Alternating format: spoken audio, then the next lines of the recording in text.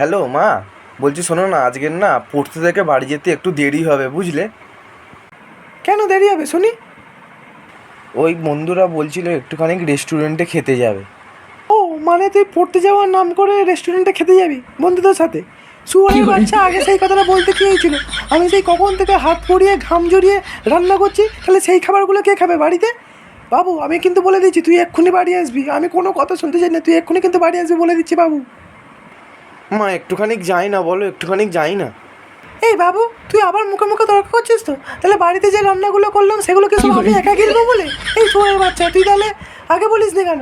হ্যাঁ, মানে বাড়ির খাবারগুলোও নষ্ট হবে, আবার তুই খানিক টাকা খরচ করে রেস্টুরেন্ট থেকে খেয়েও আসবে। এই শুয়ারের বাচ্চা, তোর বাবা ক টাকা ইনকাম করে রে? হ্যাঁ, তোর বাবার কি টাকার গাছ আছে? হ্যাঁ, এই দেখো তুমি এসেছো। হ্যাঁ বলো। দেখো তোমার লাট সাহেব ফোন করে কি বলছে, সে নাকি বন্ধু বান্ধবদের সঙ্গে রেস্টুরেন্টে এখন খেতে যাবে খানিক টাকা খরচা করে। কি হয়েছে? এই বয়সেই তো যাবে, এই বয়সে যাবো না তো কি আর তোমার আমার মতো বয়সে এসে যাবে? এই বয়সেই তো যাবে, যাক না। বাহ বাহ বাহ বাহ বাহ, তোমার টাকা, আমি আর কি বলবো। না বাবু তুই যা, আমার ভুল হয়ে গেছে, তুই বাবু যা। তোর বাবা যখন বলে দিয়েছে তুই কেন যাবে না বাবু, তুই যা।